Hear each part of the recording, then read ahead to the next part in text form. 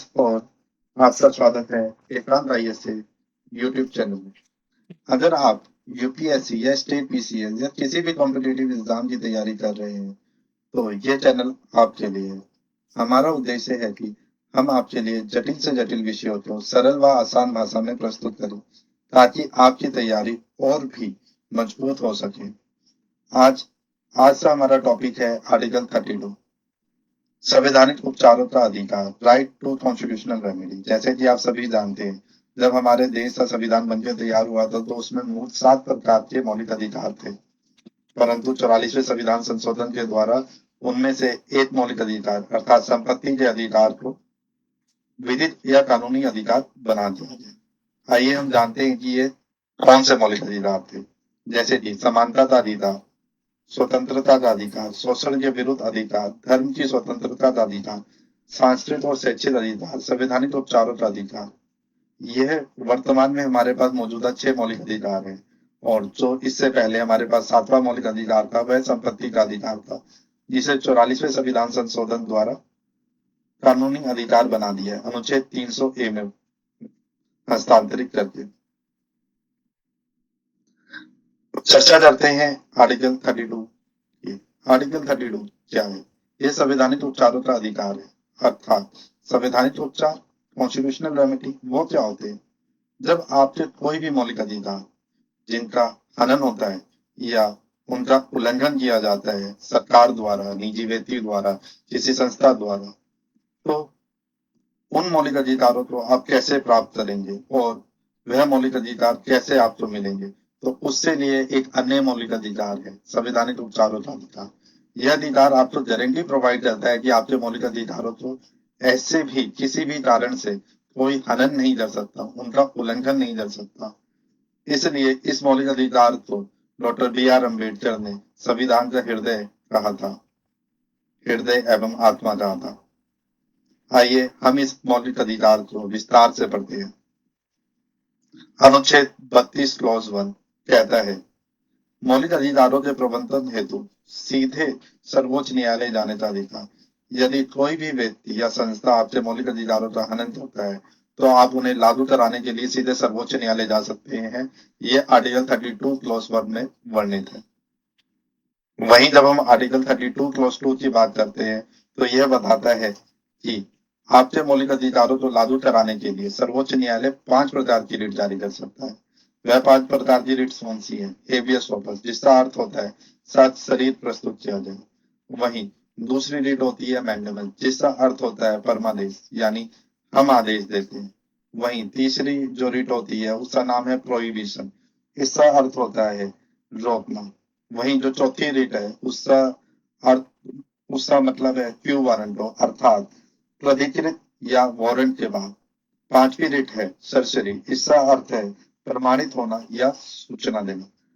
हम इन पांचों प्रकार की रिट्स को आगे विस्तार से चर्चा करेंगे। आइए अब हम जानते हैं आर्टिकल 32 क्लॉज 3 के बारे में।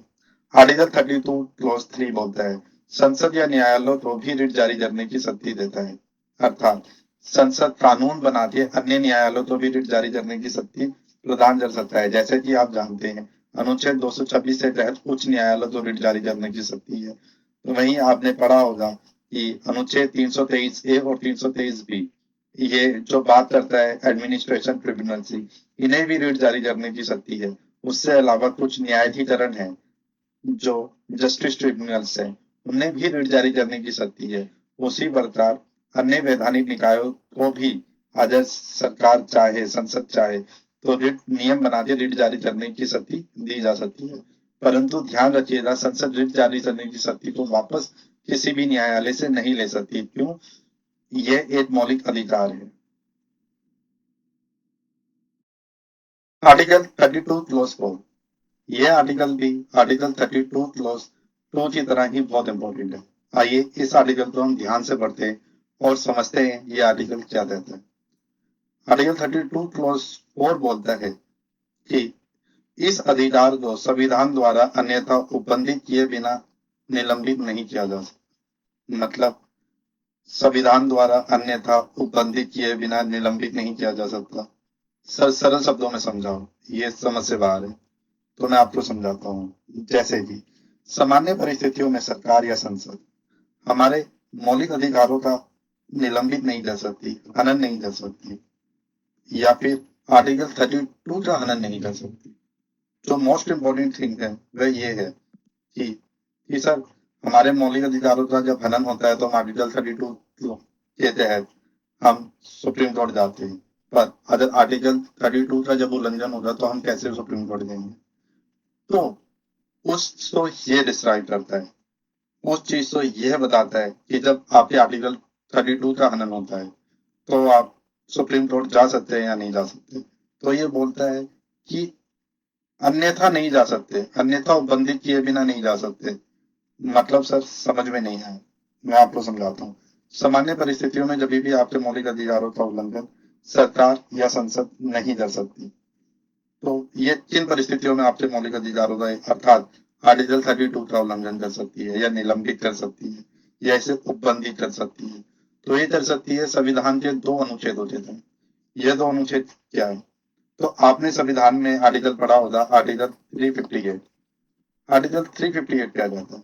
आर्टिकल 358 कहता है कि जब देश से अंदर अनुच्छेद 352 लागू हो, यानी कि राष्ट्रीय आपातकाल लागू हो, तो हमारा जो अनुच्छेद 19 है वह स्वतः निलंबित हो जाएगा। अनुच्छेद 19 है, अनुच्छेद 19 है वाद एवं अभिव्यक्ति की स्वतंत्रता, यानी कि जब हमारे देश से अंदर राष्ट्रीय आपातकाल लगा हो जाए तो अनुच्छेद 19 स्वतः निलंबित हो जाएगा। अर्थात हमारे जब देश में राष्ट्रीय आपातकाल लगा हो जाए और हमारी बात और अभिव्यक्ति की स्वतंत्रता को निलंबित किया जाएगा यानी हनन किया जाएगा, तो हम आर्टिकल 32 के तहत जो है सुप्रीम कोर्ट नहीं जा सकते। ठीक है, ये तो हमने समझ लिया आर्टिकल 358 को। अब आर्टिकल 359 क्या है? आर्टिकल 359 बोलता है, आर्टिकल 359 क्या बोलता है? आर्टिकल 359 ये कहता है कि राष्ट्रपति एक आदेश जारी करके मौलिक अधिकारों को सीमित कर सकते हैं। राष्ट्रपति आदेश जारी करते हैं, हाँ, यह स्वतः चालू नहीं होगा। जब राष्ट्रीय आपातकाल लगा होगा तो हमारे बाकी के सारे मौलिक अधिकार स्वतः निलंबित नहीं होंगे, उन्हें निलंबित किया जाएगा, वह भी राष्ट्रपति के द्वारा। उससे लिए राष्ट्रपति को एक आदेश पारित करना पड़ेगा और हमारे मौलिक अधिकार निलंबित हो जाएंगे। तो क्या सारे मौलिक अधिकार निलंबित हो जाएंगे? तो 44वें संविधान संशोधन से पहले तक हमारे सारे मौलिक अधिकार जो थे वो निलंबित हो जाते थे, परंतु 44वें संविधान संशोधन के बाद अनुच्छेद 20 और 21 ये निलंबित नहीं होते। ऐसा क्यों? क्योंकि आपने पढ़ा ही होगा, आप जानते ही होंगे, अगर नहीं जानते तो मैं आपको बता दूं। जब राष्ट्रीय आपातकाल लगा था तो जितने भी अपोजिशन के लीडर्स थे, जितने भी अपोजिशन के नेता थे, उन सबको मेंटेनेंस एंड सिक्योरिटी एक्ट यानी मीसा के तहत, maintenance of internal security act यानी मीसा के तहत बंदी बनाया गया था। निवारण निरोध के तहत उन्हें जेल में डाला गया था बिना किसी मुकदमे के, बिना किसी जांच पड़ताल के। तो जब राष्ट्रीय आपातकाल हटा और जनता दल की सरकार बनी तो उन्होंने सबसे पहले 44वें संविधान संशोधन में 42वें संविधान संशोधन की वे सारी चीजें तो हटाई जो असंवैधानिक थी। वही उन्होंने ये भी प्रावधान किया कि राष्ट्रीय आपातकाल के दौरान अनुच्छेद 20 और 21 का हनन नहीं किया जा सकता। ठीक है, अब हम जानते हैं, आगे बढ़ते हैं और अब हम चर्चा करेंगे हेबियस कॉर्पस के बारे में। हेबियस कॉर्पस अर्थात बंदी प्रत्यक्षीकरण, इसका अर्थ होता है साशरीर प्रस्तुत करना। पहले जानते हैं ये रिट है क्या। यह किसी भी व्यक्ति को बंदी प्रत्यक्षीकरण या हिरासत में रखे जाने पर जारी की जाती है। दूसरा, न्यायालय संबंधित प्राधिकारी तो यह पूछता है कि किसी व्यक्ति को प्रत्यक्षीकरण में रखने का क्या कानूनी आधार है। यदि हिरासत अवैध पाई जाती है तो न्यायालय उस व्यक्ति को तुरंत रिहा करने का आदेश देता है। अब ये तो आपने पढ़ लिया कि बंदी प्रत्यक्षीकरण क्या है। अब मैं आपको समझाता हूं कि ये एक्चुअल में है क्या। जैसे कि आप जानते हैं बंदी प्रत्यक्षीकरण को किसी लोक अधिकारी और निजी व्यक्ति दोनों के अगेंस्ट जारी किया जाता है। लोक अधिकारी तो सर समझते हैं, पर जो निजी व्यक्ति है वो क्या। जैसे कि एक एग्जाम्पल से थ्रू मैं आपको समझाता हूँ, हंसना मत। जैसे कि आपकी गर्लफ्रेंड है, उससे पापा को पता चल गया, फादर को पता चल जाता है कि आप और वो रिलेशनशिप में है। वह उसे एक कमरे में कैद कर लेते हैं, किस कहीं और ले जाते हैं, घर से कहीं दूर ले जाते हैं और इसे किसी कमरे में कैद कर लेते हैं। तो आप उससे अगेंस्ट रिट जारी कर सकते हैं। हाँ, क्या ये सच में हो सकता है? हाँ, बिल्कुल। आप न्यायालय जा सकते हैं और पूछ सकते हैं कि किन शर्तों पे, यानी कि आपके गर्लफ्रेंड के फादर ने उन्हें कहीं पर बंद किया है, तो ये अवैध है, क्योंकि उनके मौलिक अधिकार जीवन और व्यक्तिगत स्वतंत्रता का अधिकार का हनन है। तो आप न्यायालय जा सकते हैं, और वह न्यायालय जाएंगे और उन्हें बताना पड़ेगा कि उन्होंने, पहले तो न्यायालय में उन्हें उसे प्रस्तुत करना पड़ेगा, और प्रस्तुत करने के बाद जब उनसे पूछा जाएगा कि क्या ये सच है कि आपके फादर ने आपको कहीं पर बंदी बनाया था, या कहीं पर जो होता है कि कमरे में लॉक कर दिया था, कहीं दूसरी जगह पर ले जाके उस घर में लॉक कर दिया था, यानी तो वो बताएंगे हाँ ऐसा सही है, तो उनके खिलाफ रिट जारी की जा सकती है, यानी उनके खिलाफ कार्रवाई की जा सकती है। वहीं अब ये किसी लोक अधिकारी के खिलाफ कैसे की जा सकती है? जैसे कि आप जानते हैं, जैसे पुलिस अधिकारी होते हैं, अगर आप उनसे बदतमीजी से बात करते हैं या आप उन्हें उनकी ड्यूटी के बारे में बताते हैं, तो वे चिढ़ जाते हैं। चिढ़ने के बाद वो अपनी धौंस दिखाते हैं कि वो बताते हैं कि इस वर्दी की या जो उनकी ड्रेस है उसकी पावर क्या है। तो वो दिखाने के लिए आपको हिरासत में लेते हैं। आपने कुछ भी नहीं किया होता, बस आप उनके लोक दायित्व को बताते हैं, तो आपने कुछ भी नहीं किया होता और आपको हिरासत में ले लिया जाता है। आपके घर वाले जानते हैं कि आपको हिरासत में लिया गया है, ये अवैध है, ठीक है। तो वो न्यायालय जाते हैं, न्यायालय पूछता है उन्हें कि पहले तो उस व्यक्ति को प्रस्तुत करो जिसे आपने हिरासत में लिया। वे हिरासत में लिए गए व्यक्ति को प्रस्तुत करते हैं न्यायालय के समूह। फिर न्यायालय जानना चाहता है कि आपने इन्हें क्यों हिरासत में लिया। फिर ये बताते हैं कि इन्होंने मुझे लोक दायित्व बताया था, कि बताया था कि मेरे ये दायित्व होते हैं, मेरी ड्यूटी ऐसे है, ऐसे करना चाहिए, तो इस आधार पे मैंने इन्हें हिरासत में लिया। तो न्यायालय बोलेगा ये विधि सम्मत नहीं है, ये कानूनी आधार नहीं है किसी भी व्यक्ति को हिरासत में लेने का। तो वह उन्हें मुक्त करने के आदेश देंगे, और संबंधित जो अधिकारी है जिसने उसे हिरासत में लिया होगा उसके खिलाफ कार्यवाही भी होगी। इसी को बोलते हैं हेबियस कॉर्पस या बंदी प्रत्यक्षीकरण। ये किसी लोक अधिकारी और निजी व्यक्ति दोनों के अगेंस्ट जारी की जाती है। ठीक है, तो आप समझ गए इसका अर्थ क्या होता है? इसका अर्थ होता है साशरीर प्रस्तुत करना। और अगर किसी को हिरासत में लिया जाता है तो वह हिरासत वैध है या नहीं ये जानना, अगर अवैध है तो उसे उस हिरासत से मुक्त कराना। अगली हमारी डेट है परमादेश। परमादेश क्या? मैंडमस अर्थात परमादेश। परमादेश का अर्थ होता है हम आदेश देते हैं। पहले तो हम जानते हैं कि परमादेश रिट यानी कि मैंडेमस किससे अगेंस्ट जारी की जाती है। तो यह जो रिट है ये किसी लोक अधिकारी, सरकारी अधिकारी या सार्वजनिक निकायों के अधिकारी के खिलाफ जारी की जाती है। क्यों जारी की जाती है? तो यह जारी की जाती है कि उन्हें बताने के लिए कि वह अपने कर्तव्यों का पालन करें। उनके कर्तव्यों का पालन, जैसे कि कोई लोक अधिकारी, यानी आप किसी भी रेलवे स्टेशन जाते हैं तो वहां पर जो टिकट देने वाला या टिकट चेक करने वाला पर्सन है वह अपना कार्य ईमानदारी से या पूर्णता नहीं कर रहा, तब न्यायालय उसे आदेश दे सकता है कि वह अपना कर्तव्य पूर्णता से ईमानदारी से करे।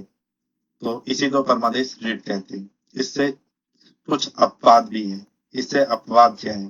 तो परमादेश रिट जो होती है यानी मैंडेमस जो होती है वह राष्ट्रपति के द्वारा के अगेंस्ट जारी नहीं की जाती, वह राज्यपाल के अगेंस्ट जारी नहीं की जाती, वह सुप्रीम कोर्ट के जज से अगेंस्ट जारी नहीं की जाती, वो हाई कोर्ट के जज से अगेंस्ट जारी नहीं की जाती।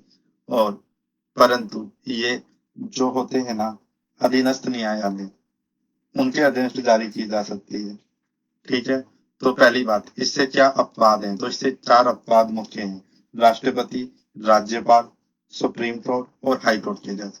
ठीक है, किससे अगेंस्ट जारी की जाती है? तो ये किसी लोक अधिकारी के अगेंस्ट जारी की जाती है, निजी अधिकारी या निजी कंपनी के अगेंस्ट नहीं। लोक अधिकारी या सार्वजनिक कंपनी के अगेंस्ट जारी की जाती है। क्यों जारी की जाती है? तो इससे जारी करने का रीजन ये होता है कि उस अधिकारी, जो वह अधिकारी होता है, उस पद पर बैठा हुआ वह अधिकारी अपना काम या तो ईमानदारी से तो नहीं कर रहा या अपना काम कर ही नहीं रहा। तो सरकार, सॉरी, न्यायालय ये आदेश देता है कि वह अपना काम ईमानदारी से करे या अपना काम पूर्णतः करे, इसलिए परमादेश रिट जारी की जाती है। इसके बाद हम आगे बढ़ेंगे और तीसरी रिट के बारे में देखेंगे। तीसरी रिट प्रोहिबिशन रिट अर्थात प्रतिषेध रिट। प्रतिषेध रिट का अर्थ होता है रोकना। तो पहले हम ये जानते हैं कि ये रिट किससे अगेंस्ट जारी की जाती है। तो ये रिट सिंपल लैंग्वेज में न्यायिक और अर्ध न्यायिक संस्थाओं के खिलाफ जारी की जाती है। क्या सिर्फ यही रिट न्यायिक और अर्ध न्यायिक संस्थाओं के खिलाफ जारी की जाती है? तो नहीं, सरसरी रिट भी न्यायिक और अर्ध न्यायिक संस्थाओं के खिलाफ जारी की जाती है। ठीक है, तो अब हम जानते हैं प्रतिषेध रिट के बारे में विस्तार से। जैसे कि ये कब जारी की जाती है? ये जारी की जाती है निचली अदालतों में जब कार्यवाही होती है, जब सुनवाई होती है, मामले की सुनवाई होती है, तब ये जारी की जाती है। पर क्यों जारी की जाती है? जब निचली अदालत कोई होती है, जैसे कि कोई भी केस या कोई भी घटना दिल्ली में घटित होती है, दिल्ली के जैसे कि वेस्ट जोन में घटित होती है, और उसका जो मामला है वह दिल्ली के ईस्ट न्यायालय में, ईस्ट जोन के न्यायालय में होता है, तो क्या हुआ? घटना तो घटित हुई, जो अपराध हुआ, जहां अपराध दर्ज हुआ, वो तो था वेस्ट जोन, पर जहां कार्यवाही हुई, मतलब जहां न्यायिक कार्यवाही हो रही है, वह है ईस्ट जोन। वेस्ट जोन से ईस्ट जोन, तो यह तो न्यायालय का जो निचली न्यायालय है, उससे क्षेत्र अधिकार का हनन हो गया। कार्यवाही तो जैसे घटना वेस्ट जोन में हुई, तो कार्यवाही भी वेस्ट जोन में होनी थी, पर वो कहाँ हुई? वो ईस्ट जोन की हुई, जो ईस्ट जोन के जो अदालत थी वहां हुई। तो क्या हुआ? इसने अपने क्षेत्र अधिकार का हनन किया।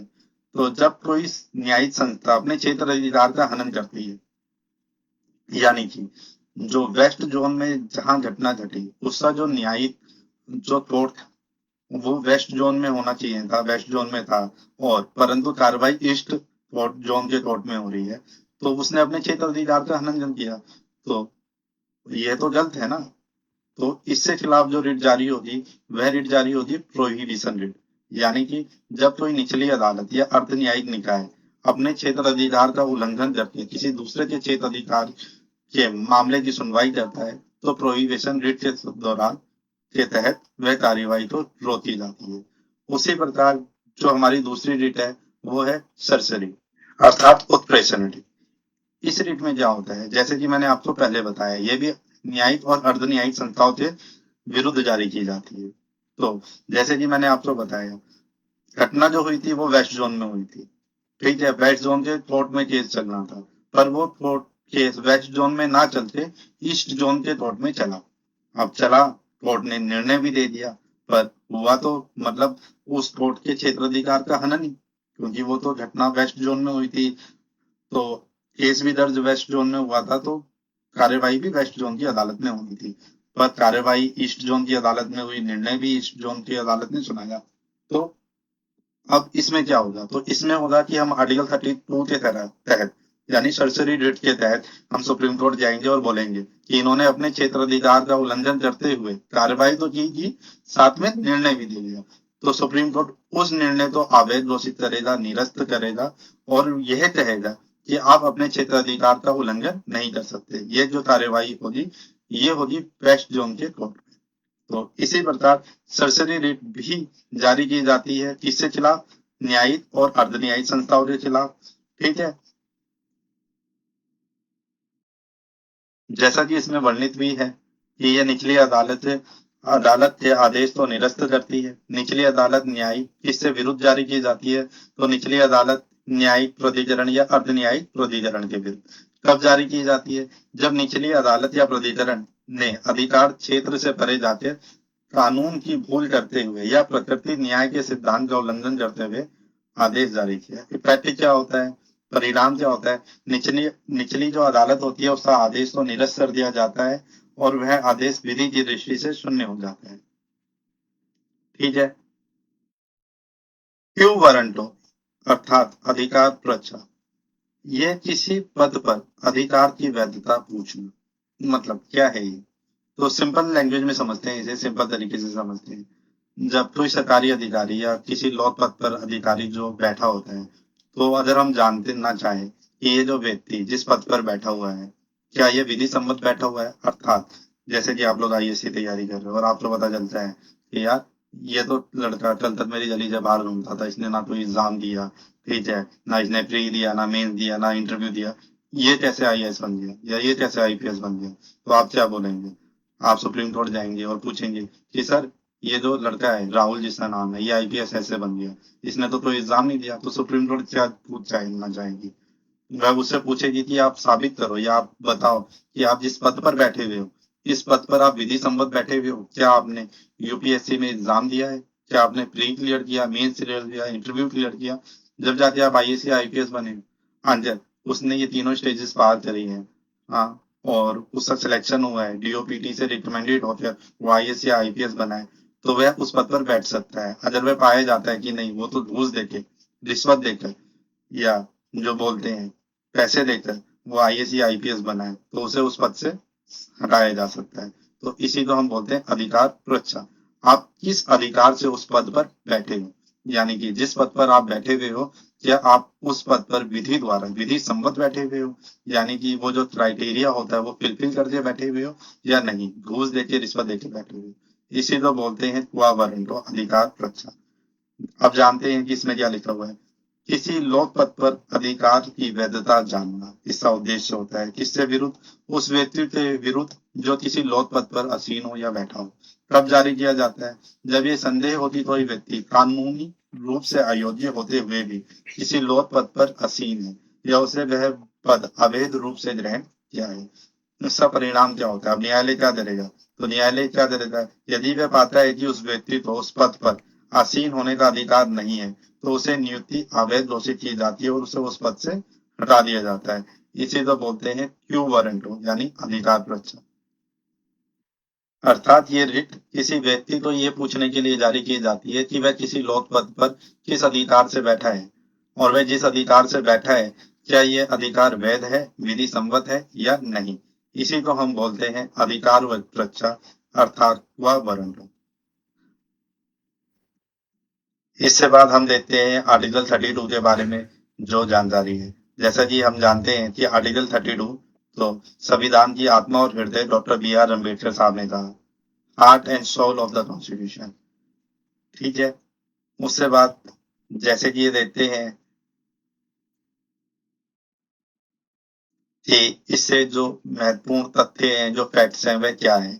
तो पहले आर्टिकल 32 जो heart and soul of the constitution doctor B R Ambedkar ने कहा, यह संविधान के भाग 3 में प्रस्तुत है, यानी मौलिक अधिकारों वाले पार्ट्स में है।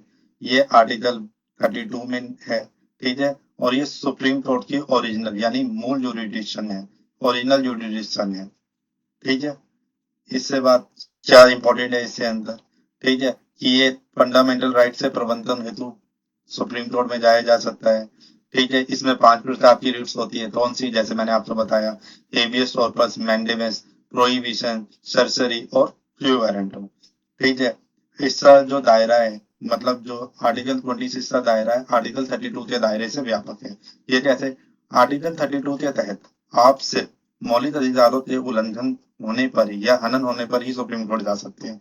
परंतु याद रखिएगा, आर्टिकल 226 में मौलिक अधिकारों के हनन होने पर और अन्य विधि अधिकारों के या ह्यूमन राइट से भी हनन होने पर आप उच्च न्यायालय यानी हाई कोर्ट जा सकते हैं। परंतु आर्टिकल 32 के तहत आप सुप्रीम कोर्ट सिर्फ मौलिक अधिकारों के हनन होने पर ही जा सकते हैं। जैसा कि हमने पढ़ा, आर्टिकल 359 के तहत अनुच्छेद 20 और 21 को निलंबित नहीं किया जा सकता। ठीक है। डॉक्टर बी आर अम्बेडकर ने इसे heart and soul of the constitution बोला। ठीक है। आर्टिकल 32 के तहत ये बहुत इंपॉर्टेंट है, इसे याद रखिएगा। जो पहला केस, जो पहली याचिका जो दर्ज हुई थी, वो रोमेश थापर केस है। ठीक है। हम आगे बढ़ते हैं। ये वही सारी जानकारी है जैसे कि आर्टिकल 32 संविधान के भाग 3 में मौलिक अधिकारों में वर्णित है। इसे संविधान की आत्मा और हृदय कहा जाता है। यह मौलिक अधिकारों के प्रबंधन की गारंटी देता है। नागरिक सीधे सर्वोच्च न्यायालय जा सकते हैं। सर्वोच्च न्यायालय 5 प्रकार की रिट जारी कर सकता है। राष्ट्रीय आपातकाल के दौरान अनुच्छेद 359 के अंतर्गत इससे प्रयोग पर रोक लगाई जा सकती है। ठीक है। तो ये सब हम पहले ही पढ़ चुके हैं, तो बस इधर हमने एक बार फैक्ट्स जो है उन्हें चेक कर दिया कि आर्टिकल 32 क्या है और इसकी विशेषता क्या है। हाँ, आर्टिकल 32 और 226 में हमने अंतर, जो डिफरेंस है, वो नहीं किया। तो पहले इसका आधार देखते हैं। तो आर्टिकल 32 के तहत हम सुप्रीम कोर्ट जा सकते हैं, वहीं आर्टिकल 226 के तहत हम हाई कोर्ट जा सकते हैं। इसका नेचर क्या है? पहले तो आर्टिकल 32 का नेचर है सुप्रीम कोर्ट का मौलिक अधिकार है। ये पहले तो ये मौलिक अधिकार है आर्टिकल 32। ठीक है। पर आर्टिकल 226 जो है वो संवैधानिक अधिकार है। इसका उद्देश्य क्या है? तो आर्टिकल 32 का उद्देश्य जो है केवल मौलिक अधिकारों का प्रबंधन करना ही है, और आर्टिकल 226 का जो उद्देश्य है वो मौलिक अधिकारों और अन्य कानूनी अधिकारों का जो है अधिकारों का प्रवर्तन कराना है। ठीक है। आर्टिकल 32 का जो क्षेत्र अधिकार है वो पूरा भारत है, पर आर्टिकल 226 का जो क्षेत्र अधिकार है वो संबंधित राज्य है। मतलब जिस राज्य की टेरिटरी में कोई व्यक्ति के मौलिक अधिकार या कानूनी अधिकारों का हनन होगा, वह उसी टेरिटरी में या उसी क्षेत्र के संबंधित उच्च न्यायालय में जा सकता है। इसके लिए तो ये इनसे बीच में मोटा मोटा एक अंतर है जो मैंने आपको समझा दिया। ठीक है। इससे बाद हम बात करेंगे प्रमुख केसेस के बारे में, लैंडमार्क केसेस के बारे में। जैसे मैंने आपको बताया था कि रोमेश थापर जो केस है वो आर्टिकल 32 के तहत पहला केस है, तो हम जानेंगे रोमेश थापर केस क्यों है, रोमेश थापर केस क्या है, रोमेश थापर केस कब हुआ था, तो इसके बारे में अभी हम विस्तृत रूप से जानकारी लेंगे। तो Romesh Thapar case versus state of Madras, ये 1950 में हुआ। ठीक है। रोमेश थापर जो थे ना वो क्रॉसरोड्स नामक एक पत्रिका यानी मैगजीन की प्रकाशन किया करते थे। ठीक है। मद्रास सरकार ने इसके ऊपर पब्लिक सेफ्टी एक्ट लगाया और कहा कि ये जो है पब्लिक सेफ्टी के लिए जो जो आपकी ये पत्रिका है यानी मैगजीन जो है वह अनयूजफुल है, मतलब थ्रेटन है। ठीक है। तो उन्होंने प्रतिबंध लगा दिया। अब ये जो है सर्वोच्च न्यायालय, इन्होंने पूछा जी, क्या पूछा, इन्होंने ये प्रश्न किया कि क्या भारतीय संविधान का अनुच्छेद 19 क्लोज 1 सब क्लोज ए के तहत वाक और अभिव्यक्ति की स्वतंत्रता का उल्लंघन नहीं हुआ जो मेरे के ऊपर बैन लगाए हैं। ये तो मेरी आर्टिकल 19 क्लोज 1 सब क्लोज ए का उल्लंघन हो रहा है ना, वाक और अभिव्यक्ति की स्वतंत्रता का। मैं मेरी जो बात है, मेरी जो बोली है, मेरी जो आवाज है उसे दबाई जा रही है। ठीक है। मेरी अभिव्यक्ति की स्वतंत्रता का हनन किया जा रहा है मद्रास सरकार द्वारा। सर्वोच्च न्यायालय ने निर्णय भी दिया कि आप जो बोल रहे हो वो बिल्कुल सही बोल रहे हो। ठीक है। उन्होंने पाया कि ये जो प्रतिबंध था, मद्रास सरकार ने जो प्रतिबंध लगाया था क्रॉसरोड्स मैगजीन पे, यह असंवैधानिक ठहराया उन्होंने। और उन्होंने क्या किया, उन्होंने बोला कि नहीं, ये जो मैगजीन है इसे प्रतिबंध हटाया जाए और ये प्रकाशित की जा सकती है। तो ये प्रकाशित की गई। तो इस केस का महत्व भी यही है हमारे सामने कि ये पहली याचिका है जो आर्टिकल 32 के तहत सुप्रीम कोर्ट में गई। एके गोपालन वर्सेस स्टेट ऑफ मद्रास, ये बहुत ही स्पेशल केस है और ये बहुत महत्वपूर्ण केस है। इस केस को आप आर्टिकल 21 के अंदर भी पढ़ते हैं। तो ये केस क्या है, एके गोपालन जी थे, ये मद्रास में रहते थे। तो मद्रास सरकार ने निवारक निरोध अधिनियम 1950 लाया और उसके तहत इन्हें गिरफ्तार कर लिया गया। ये भाई साहब गए सुप्रीम कोर्ट, इन्होंने बोला जी अभी तो देश आजाद हुआ है और ये तो अंग्रेजों वाला कानून है, बिना किसी रीजन के इन्होंने मेरी व्यक्तिगत स्वतंत्रता का अधिकार का उल्लंघन कर दिया, मुझे गिरफ्तार कर लिया, तो ये उचित तो है नहीं। तो इन्होंने सुप्रीम कोर्ट से पूछा क्या ये उचित है, ये मेरे आर्टिकल 21 व्यक्तिगत स्वतंत्रता का हनन तो नहीं है। तो सर्वोच्च न्यायालय ने निर्णय दिया, उन्होंने बोला कि नहीं, ये आपके आर्टिकल 21 का उल्लंघन नहीं है। सर्वोच्च न्यायालय ने कहा आपको हिरासत में लिया है, जो आपको गिरफ्तारी में लिया है वह लेने का कारण है निवारक निरोध अधिनियम, जो एक वैध कानून है, ये विधि सम्मत बनाया गया है, इसके तहत आपको हिरासत में लिया है, आपको इसके तहत हिरासत में लिया है। ये आपकी हिरासत जो है यानी आपकी जो गिरफ्तारी है वो बिल्कुल वैध है। ठीक है। आपके अनुच्छेद 31 का उल्लंघन नहीं होगा। ठीक है। इस मामले में व्यक्तिगत स्वतंत्रता के अधिकार को बहुत सीमित रूप से देखा गया और उसने व्यक्तिगत स्वतंत्रता को बहुत ही सीमित रूप से देखा। ठीक है। इसके बाद हम बात करेंगे एडीएम जबलपुर केस 1976।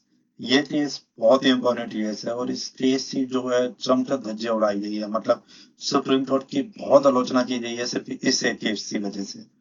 इस केस का आखिर क्या है और क्यों है हम इसे जानते हैं। ये आपातकाल के दौरान केस हुआ था जिसके अंदर व्यक्तिगत स्वतंत्रता का प्रश्न किया गया था। 1975 में जब आपातकाल घोषित किया था ना, तो राष्ट्रपति ने अनुच्छेद 359 दिया था। जैसा कि मैंने आपको पहले बताया कि हमारे मौलिक अधिकारों को या फिर संवैधानिक उपचारों के अधिकार को किससे तहत सीमित किया जा सकता है या निलंबित किया जा सकता है, तो वो अनुच्छेद 359 था। तो 359 के तहत राष्ट्रपति ने जो हमारे मौलिक अधिकार थे, समानता का अधिकार, स्वतंत्रता का अधिकार, ठीक है, और आर्टिकल 14, 21 और 22 के तहत प्रबंधन को स्थगित कर दिया। ठीक है। यानी आर्टिकल 14, 21 और 22 का जब भी हनन होता या इन्हें निलंबित किया जाता तो इन्हें प्रबंधन के लिए यानी इन्हें लागू कराने के लिए सुप्रीम कोर्ट नहीं जाया जा सकता था। कई व्यक्तियों तो मीसा एक्ट के तहत बिना मुकदमा के, जैसे मैंने आपको बताया कि मीसा एक्ट क्या था, maintenance of internal security act, इस एक्ट के तहत जितने भी अपोजिशन के लीडर थे सबको पकड़ा गया, जेल में बंद किया गया। ठीक है, तो एक अधिवक्ता थे जिनका नाम था एडीएम जबलपुर। ठीक है, ये और अन्य बंदियों ने सुप्रीम कोर्ट में याचिका दायर की। उन्होंने पूछा सुप्रीम कोर्ट में कि क्या आपातकाल के दौरान जब अनुच्छेद 21 का प्रवर्तन स्थगित हो जाता है तब कोई व्यक्ति हैबियस कॉर्पस जो याचिका है वह दायर कर सकता है। तो ये बहुत इंपॉर्टेंट मामला है। जब उन्होंने पूछा सुप्रीम कोर्ट से कि जब नेशनल इमरजेंसी लगी हो, ठीक है, आपातकाल लगा हो और अनुच्छेद 21 का प्रवर्तन जो है यानी लागू कराना जो है वो स्थगित है, तब भी कोई व्यक्ति हैबियस कॉर्पस पर याचिका दायर कर सकता है। तो सुप्रीम कोर्ट की बहुमत पीठ ने 4-1 से निर्णय दिया था कि आपातकाल के दौरान हैबियस कॉर्पस रिट तो जारी नहीं कराया जा सकता। तब कोई भी बंदी अदालत में हेबियस कॉर्पस याचिका दायर नहीं करा सकता, अर्थात नागरिक अपनी व्यक्तिगत स्वतंत्रता के लिए अदालत की शरण नहीं ले सकता। मतलब अगर आपको हिरासत में लिया गया है, आपको व्यक्तिगत रूप से बंदी बनाया गया है, वह सही है या गलत इसकी जांच अदालत नहीं कर सकती, क्योंकि आपको नेशनल इमरजेंसी के दौरान गिरफ्तार किया गया है। तो मैंने आपको बताया था कि 44 कॉन्स्टिट्यूशन अमेंडमेंट हुआ, तो जनता दल की सरकार बनी और 44 कॉन्स्टिट्यूशन अमेंडमेंट करते हैं। उन्होंने सबसे पहले क्या बोला, जब भी राष्ट्रीय आपातकाल यानी नेशनल इमरजेंसी लगी होती तो अनुच्छेद 359 के तहत आर्टिकल 20 और 21 को जो है वो निलंबित नहीं किया जा सकता। यही एक रीजन था जिसकी वजह से आर्टिकल 20 और 21 का निलंबन जो था उसे स्थगित कर दिया गया, मतलब उसे हटा दिया गया, इसका निलंबन नहीं होगा। तो ये एडीएम जबलपुर केस था। इस केस की वजह से ही आर्टिकल 21 और 22 इमरजेंसी के दौरान अनुच्छेद 359 के तहत राष्ट्रपति निलंबित नहीं कर सकता। Menaka Gandhi versus union of India 1970, ये केस जो है अगर आप पढ़ते हैं तो जीवन और व्यक्तिगत स्वतंत्रता का जो अधिकार है उस अधिकार यानी आर्टिकल 21 के अंदर ये मील का पत्थर है। ये चीज इस केस ने जीवन के अधिकार की, व्यक्तिगत स्वतंत्रता के अधिकार की एक व्यापक रूप से व्याख्या की है और इसके बाद ही सरकार ने मतलब न्यायालयों ने जीवन के अधिकार को और व्यापक रूप से बढ़ाया है। उसकी जो व्याख्या है वो व्यापक करते चले गए हैं इस केस से बाद ही। तो ये केस क्या था, मेनका गांधी का पासपोर्ट सरकार ने बिना बताए, मतलब 1978 में जनता दल की सरकार बनी थी तो उन्होंने मेनका गांधी का पासपोर्ट जो है बिना कारण बताए जब्त कर लिया, जिससे उनकी विदेश यात्रा जाने से रोका गया। ठीक है जी, वह विदेश यात्रा पे ना चली जाए इसलिए उनके पासपोर्ट को बिना कारण बताए जब्त कर लिया। ठीक है, उन्होंने प्रश्न लेकर कोर्ट में गए, सुप्रीम कोर्ट में गए, उन्होंने पूछा कि आर्टिकल 21 के तहत व्यक्तिगत स्वतंत्रता से वंचित करने की प्रक्रिया न्याय संगत, उचित और निष्पक्ष होनी चाहिए। तो सरकार ने बोला बिल्कुल, सुप्रीम कोर्ट ने बोला बिल्कुल होनी चाहिए, क्योंकि अनुच्छेद 21 से अंतर्गत कानून द्वारा स्थापित प्रक्रिया न्याय संगत, उचित और निष्पक्ष होनी, मनमानी और न्यायपूर्ण या अयुक्तियुक्त नहीं हो सकती, उन्होंने कहा। और न्यायालय ने अनुच्छेद 14, 19 और 21 को आपस में जोड़ा हुआ बताया। उन्होंने बोला आप अनुच्छेद 19 यानी कि वाक्य एवं अभिव्यक्ति की स्वतंत्रता, अनुच्छेद 14 यानी समानता का अधिकार, अनुच्छेद 21 जीवन और व्यक्तिगत स्वतंत्रता का अधिकार आपस में जुड़े हुए हैं। यानी कि विदेश यात्रा करना भी किसी व्यक्ति का एक मौलिक अधिकार है। ठीक है, तो उन्होंने जीवन और व्यक्तिगत स्वतंत्रता की अधिकार की व्यापक रूप से व्याख्या की मेनका गांधी केस में। तो ये केस बहुत इंपॉर्टेंट केस है और ये मौलिक अधिकारों के लिए मील का पत्थर केस है। अब जो अपने टॉपिक पढ़ा है उससे जुड़े कुछ प्रश्न देखते हैं। जैसे कि क्वेश्चन नंबर 1 बोलता है निम्नलिखित में से किसे डॉक्टर बी आर अम्बेडकर ने भारतीय संविधान का हृदय एवं आत्मा कहा था। हृदय और आत्मा यानी heart and soul doctor B R Ambedkar में ने इनमें से कौन से अनुच्छेद को कहा था। जैसे कि अनुच्छेद 14, अनुच्छेद 19, अनुच्छेद 21 और अनुच्छेद 32। आप लोग मुझे कमेंट करके बताइए कि इसमें से सही उत्तर क्या है, कि डॉक्टर बी आर अम्बेडकर ने अनुच्छेद 14 को या अनुच्छेद 19 को या अनुच्छेद 21 को या अनुच्छेद 32 को इनमें से किसे संविधान का हृदय एवं आत्मा कहा था। तो सही उत्तर है डी। सही उत्तर है डी अनुच्छेद 32। वैसे ही हम देखते हैं दूसरा क्वेश्चन। दूसरा क्वेश्चन ये है अनुच्छेद 32 से अंतर्गत निम्नलिखित में से कौन सी ऋण जारी नहीं की जा सकती। तो आप इसका जवाब मुझे कमेंट बॉक्स में टाइप करके दें कि अनुच्छेद 32 के अंतर्गत निम्नलिखित में से कौन सी रिट जारी नहीं की जा सकती? Option A habeas corpus, option B mandamus, option C certiorari, option D injunction. आप मुझे कमेंट के माध्यम से बताएं कि इनमें से कौन सी रिट अनुच्छेद 32 के तहत जारी नहीं की जा सकती। और सही उत्तर है ऑप्शन डी इंजंक्शन। आगे बढ़ते हैं, अलग क्वेश्चन देते हैं, दूसरा क्वेश्चन देते हैं। क्वेश्चन है अनुच्छेद 32 से संबंध में निम्न कथनों पर विचार कीजिए। यह मौलिक अधिकार है। पहला ऑप्शन है, जो पहली स्टेटमेंट है वह है कि आर्टिकल 32 एक मौलिक अधिकार है। वहीं दूसरा जो ऑप्शन है, जो स्टेटमेंट है वह है इससे अंतर्गत यानी आर्टिकल 32 के अंतर्गत सीधे सर्वोच्च न्यायालय जाया जा सकता है। वही स्टेटमेंट तीसरी बोलती है इसे केवल राष्ट्रीय आपातकाल के दौरान ही निलंबित किया जा सकता है। ठीक है, तो ये पूछती है इनमें से कौन सा ऑप्शन सही है। तो जैसे कि ऑप्शन ए, कौन सी स्टेटमेंट सही है कि जैसे हम देखते हैं कि आर्टिकल 32 एक मौलिक अधिकार है, तो हाँ ये एक मौलिक अधिकार है। तो आर्टिकल 32 के अंतर्गत सीधे सर्वोच्च न्यायालय जा सकता है, तो हाँ सर्वोच्च न्यायालय जाया जा सकता है। इसे केवल राष्ट्रीय आपातकाल के दौरान ही निलंबित किया जा सकता है, तो ये भी स्टेटमेंट बिल्कुल सही है। तो हमारा ऑप्शन क्या आएगा? ऑप्शन ए बोलता है केवल 1 और 2, तो पहला दूसरा नहीं, यह स्टेटमेंट गलत है, ऑप्शन गलत है। ऑप्शन 2 बोलता है टेबल 2 और टेबल 3, ये भी गलत है। ऑप्शन सी बोलता है 1 और 3, ये भी गलत है। ऑप्शन डी बोलता है 1, 2 और 3, ये तीनों सही है, यानी इसका आंसर होगा ऑप्शन डी।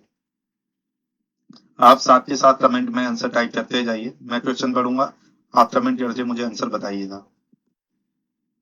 ऑप्शन यानी क्वेश्चन 4, अनुच्छेद 32 से अंतर्गत सर्वोच्च न्यायालय द्वारा जारी किए जाने वाले रिटों की संख्या कितनी है?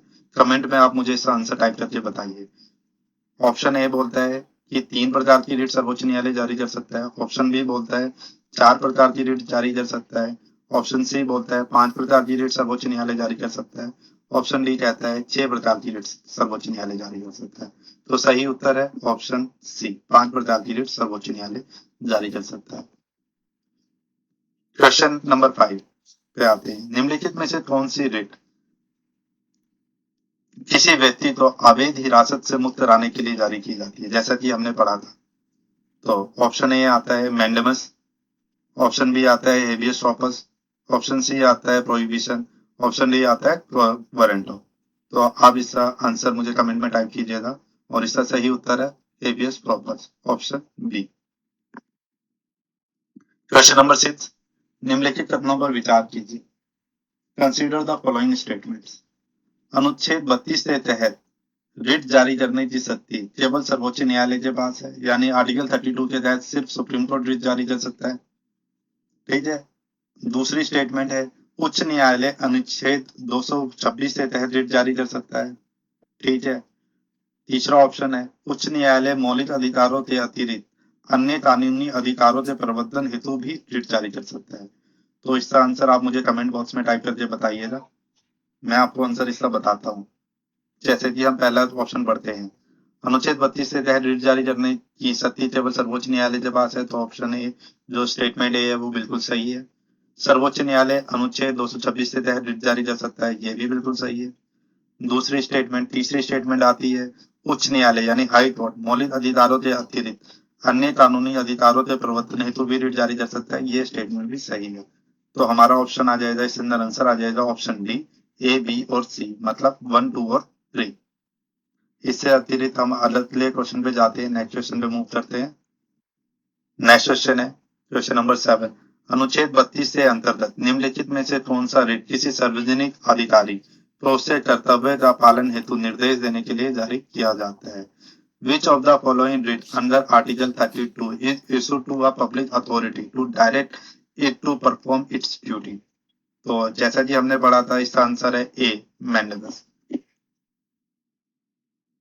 ठीक है, तो अगले क्वेश्चन की तरफ मूव करते हैं। क्वेश्चन नंबर 8 बोलता है कंसीडर द फॉलोइंग स्टेटमेंट। निम्नलिखित कथनों पर विचार कीजिए। पहली स्टेटमेंट है अनुच्छेद 32 संविधान के भाग 3 में निहित है, तो ये स्टेटमेंट बिल्कुल सही है, यानी संविधान के भाग 3 में अनुच्छेद 12 से लेकर अनुच्छेद 35 तक वर्णित है, यानी कि अनुच्छेद 32 भी संविधान के भाग 3 में ही है। अनुच्छेद 32 के अंतर्गत सर्वोच्च न्यायालय रिट जारी कर सकता है, तो ये स्टेटमेंट भी बिल्कुल सही है कि अनुच्छेद 32 के तहत सर्वोच्च न्यायालय भी रिट जारी कर सकता है। स्टेटमेंट 3 बोलती है आर्टिकल 32 के तहत केवल मौलिक अधिकारों के प्रवर्तन हेतु ही याचिका दायर की जा सकती है। हाँ, मौलिक अधिकार और अन्य विधिक अधिकारों के प्रवर्तन के लिए जो याचिका दायर की जाती है वह आर्टिकल 226 के तहत दायर की जाती है और वो हाई कोर्ट में होती है। परंतु ये 32 है, तो इसके तहत केवल मौलिक अधिकारों के प्रवर्तन हेतु ही याचिका दायर की जाती है, वो भी सुप्रीम कोर्ट में। तो इसका आंसर आएगा ऑप्शन डी, ए, बी और सी। अगले क्वेश्चन की ओर बढ़ते हैं। क्वेश्चन है क्वेश्चन नंबर 9। निम्नलिखित में से कौन सी रिट निम्नलिखित में से किस रिट का उद्देश्य यह जांचना है कि कोई व्यक्ति किसी सार्वजनिक पद पर वैध रूप से आसीन है या नहीं। तो जैसे कि मैंने आपको बताया था, इसका आंसर है क्वो वारंटो। क्वो वारंटो रिट के अंदर यह जानना जाता है कि कोई भी व्यक्ति जिस पद पर बैठा है वह वैध रूप से बैठा है और विधि सम्मत बैठा है या नहीं। तो इसका आंसर है ए, क्वो वारंटो। अगले क्वेश्चन की तरफ। Question number 10। अनुच्छेद 32 के अंतर्गत सर्वोच्च न्यायालय की अधिकारिता किस प्रकार की है? Which of the following is the nature of the jurisdiction of Supreme Court under Article 32? Appellate jurisdiction, advisory jurisdiction, original jurisdiction या रिव्यू jurisdiction, अर्थात अपीलीय क्षेत्र अधिकार, परामर्शदात्री क्षेत्र अधिकार, मूल क्षेत्र अधिकार या पुनर्विलोकन क्षेत्र अधिकार। तो इसका आंसर है मूल क्षेत्र अधिकार यानी मूल अधिकारिता, ओरिजिनल jurisdiction। अगले क्वेश्चन पर हम आएंगे। क्वेश्चन नंबर 11, प्रश्न संख्या 11। निम्नलिखित कथनों पर विचार कीजिए। इस क्वेश्चन का आंसर आप मुझे कमेंट बॉक्स में टाइप करके दें, मैं आपको सॉल्व भी करवा रहा हूँ। तो अनुच्छेद 32 स्वयं एक मौलिक अधिकार है, स्टेटमेंट 1 बोलती है, तो ये स्टेटमेंट बिल्कुल सही है। स्टेटमेंट 2 बोलती है सर्वोच्च न्यायालय अनुच्छेद 32 के तहत केवल मौलिक अधिकारों के प्रवर्तन हेतु रिट जारी कर सकता है, तो ये स्टेटमेंट भी बिल्कुल सही है। स्टेटमेंट 3 संसद अनुच्छेद 32 के अंतर्गत सर्वोच्च न्यायालय की रिट जारी करने की शक्ति को समाप्त कर सकती है, ये स्टेटमेंट गलत है। जैसा कि आप याद करेंगे, हमने आर्टिकल 32 क्लॉज 3 पढ़ा था।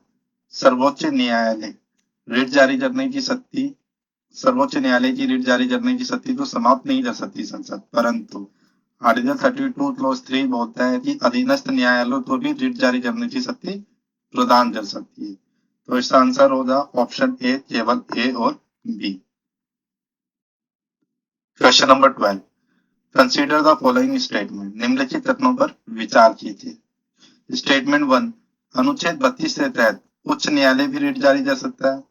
आप इसका आंसर मुझे कमेंट बॉक्स में टाइप करके बताइएगा। स्टेटमेंट 2 अनुच्छेद 226 के तहत उच्च न्यायालय मौलिक अधिकारों के अतिरिक्त अन्य विधिक अधिकारों के लिए भी रिट जारी कर सकता है। स्टेटमेंट 3 अनुच्छेद 32 के तहत सर्वोच्च न्यायालय की अधिकारिता मूल यानी ओरिजिनल है। ठीक है, अब आप मुझे इनमें से सही ऑप्शन बताइए क्या है। ऑप्शन ए केवल 2 और 3, ऑप्शन बी केवल 1 और 3, ऑप्शन सी केवल 1 और 2 और ऑप्शन डी केवल 1, 2 और 3 बोथ। तो स्टेटमेंट पढ़ते हैं, फिर हम इसे सॉल्व करते हैं दोबारा से। अनुच्छेद 32 के तहत उच्च न्यायालय भी रिट जारी कर सकता है, तो ये स्टेटमेंट बिल्कुल सही है। उच्च न्यायालय नहीं, उच्चतम न्यायालय रिट जारी कर सकता है, ये स्टेटमेंट बिल्कुल गलत है। अनुच्छेद 226 के तहत उच्च न्यायालय मौलिक अधिकारों के अतिरिक्त अन्य विधिक अधिकारों के लिए रिट जारी कर सकता है, ये स्टेटमेंट बिल्कुल सही है। मौलिक अधिकारों के अतिरिक्त अन्य विधिक अधिकारों के लिए भी रिट जारी कर सकता है हाई कोर्ट अनुच्छेद 226 के तहत। और जैसा कि हम जानते हैं, अनुच्छेद 32 के तहत सर्वोच्च न्यायालय की मूल यानी ओरिजिनल जुरिडिक्शन है रिट जारी करना। तो इसका आंसर आएगा बी और 2 और 3 यानी कि ऑप्शन ए, स्टेटमेंट 2 और स्टेटमेंट 3। Question number 30। निम्नलिखित में से कौन सी रिट न्यायिक अथवा अर्ध न्यायिक प्राधिकरणों को अपने अधिकार क्षेत्र से बाहर जाने से रोकती है? सबसे इजी क्वेश्चन है ये, आप इसका जवाब मुझे कमेंट बॉक्स में दें। तो ऑप्शन है mandamus, habeas corpus, prohibition, quo warranto. तो इसका आंसर है option C, prohibition. Question number 14। इस क्वेश्चन का जवाब मुझे कमेंट बॉक्स में बच्चे जरूर बताएं, क्योंकि मैं जानता हूं कि आप में से अधिकांश बच्चों को इस क्वेश्चन का सही जवाब पता है। तो आप मुझे इस क्वेश्चन का जवाब कमेंट बॉक्स में टाइप करके दें। Consider the following statement. Writ याचिका पर सर्वोच्च न्यायालय स्वयं संज्ञान ले सकता है। स्टेटमेंट 2 बोलता है रिट केवल मौलिक अधिकारों के उल्लंघन के मामले में ही जारी की जा सकती है। स्टेटमेंट 3 आर्टिकल 32 से अंतर्गत रिट जारी के विरुद्ध अपील का प्रावधान है। तो जैसे कि हमने ये जाना कि सो मोटो कॉन्जिनेंस, ठीक है, यानी रिट याचिका पर सर्वोच्च न्यायालय स्वयं संज्ञान ले सकता है, तो ये बिल्कुल सही है। ऑप्शन नंबर 2 यानी स्टेटमेंट 2 रिट केवल मौलिक अधिकारों के उल्लंघन के मामले में ही जारी की जा सकती है, तो ये स्टेटमेंट गलत है। जैसे कि आपने आर्टिकल 226 पढ़ते हैं, तो वो मौलिक अधिकार और अन्य विधिक अधिकारों के मामले में भी रिट जारी की जा सकती है। तो आर्टिकल 32 रिट जारी के विरुद्ध अपील का प्रावधान नहीं करता, वह रिट जारी के लिए अपील का प्रावधान करता है। तो स्टेटमेंट 3 भी गलत है। तो इसका सही ऑप्शन है केवल 1 यानी ऑप्शन ए। Question number 15। निम्नलिखित कथनों पर विचार कीजिए। राष्ट्रपति के विरुद्ध मैंडेटस जारी नहीं की जा सकती। ठीक है, हमें बताना है इनमें से कौन से ऑप्शन सही है। इसमें लिखा है ना, सही उत्तर चुनिए। तो स्टेटमेंट पहली है राष्ट्रपति के विरुद्ध मैंडेटस जारी नहीं की जा सकती। ये स्टेटमेंट बिल्कुल सही है। राज्यपाल के विरुद्ध भी मैंडेटस जारी नहीं की जा सकती। यह भी स्टेटमेंट बिल्कुल सही है। प्राइवेट कॉन्ट्रेक्चुअल यानी निजी संविदात्मक दायित्वों के लिए रिट जारी मैंडेटस जारी की जा सकती है। ये ऑप्शन बिल्कुल गलत है। तो सही उत्तर क्या है इसमें से, ए और बी। Question number 16। निम्नलिखित में से कौन सा युग्म सही सुमेलित है। Which of the following pair is correctly match. इसमें एक साइड रिट दे रखी है, दूसरी साइड उसका पर्पस यानी उद्देश्य दे रखा है। तो हमें देखना है कि कौन सी रिट का क्या उद्देश्य है, या कॉलम जो मैच है उसे सही से मैच करना है। तो हेबियस कॉर्पस रिट जो है ये सार्वजनिक पद पर अधिकारी की जांच करता है, तो ये गलत है। हेबियस कॉर्पस का होता है अवैध हिरासत से मुक्ति। मैंडेबस सार्वजनिक कर्तव्य के पालन हेतु आदेश, यह बिल्कुल सही है। यह आदेश देता है, सारथी होता है कि आदेश देता है सार्वजनिक कर्तव्यों के पालन हेतु। सरसरी निचली अदालत के आदेश को निरस्त करना, यह भी बिल्कुल सही है। वारंटो अवैध हिरासत से मुक्ति, ये गलत है। तो इसका आंसर होगा ऑप्शन बी और सी, केवल 2 और 3 यानी ऑप्शन ए। क्वेश्चन निम्नलिखित कथनों पर विचार कीजिए। अनुच्छेद 32 संविधान के मूल ढांचे का भाग माना गया है, तो ये कथन जो है वह बिल्कुल सही है। दूसरा स्टेटमेंट है अनुच्छेद 32 से अंतर्गत सर्वोच्च न्यायालय जाने का अधिकार पूर्णतः निरपेक्ष एब्सोल्यूट है। ये भी स्टेटमेंट बिल्कुल सही है। न्यायालय वैकल्पिक उपाय उपलब्ध होने पर अनुच्छेद 32 से अंतर्गत याचिका स्वीकार करने से इनकार कर सकते हैं। ये स्टेटमेंट भी बिल्कुल सही है। इसका ऑप्शन आ जाएगा ऑप्शन डी, ए, बी और सी। अगले क्वेश्चन की तरफ हम आगे बढ़ते हैं। Question number 18। निम्नलिखित में से किस मामले में सर्वोच्च न्यायालय ने अनुच्छेद 32 को संविधान का हार्ट एंड सोल माना। तो ये कौन सा मामला था जिसमें संविधान का हार्ट एंड सोल कहा दिया सर्वोच्च न्यायालय ने। तो ये कोई मामला नहीं था, ये संविधान सभा में डॉक्टर बी.आर. अम्बेडकर का वक्तव्य था। तो इसका ऑप्शन होगा option D. Question number 19। Consider the following statement. अनुच्छेद 359 के तहत राष्ट्रपति कुछ मौलिक अधिकारों के प्रवर्तन को स्थगित कर देता है। तो पहली स्टेटमेंट ये है, तो ये स्टेटमेंट बिल्कुल सही है। अनुच्छेद 20 और 21 से प्रवर्तन को अनुच्छेद 359 के तहत निलंबित नहीं किया जा सकता। तो जैसे कि मैंने आपको बताया था 44 कॉन्स्टिट्यूशन अमेंडमेंट में ये प्रावधान किया गया कि आर्टिकल 359 के तहत अनुच्छेद 20 और 21 का प्रवर्तन नहीं किया जा सकता राष्ट्रीय आपातकाल की स्थिति में। तो ये स्टेटमेंट भी बिल्कुल सही है। अनुच्छेद 32 के तहत उपचार का अधिकार आपातकाल के दौरान सदैव उपलब्ध रहता है।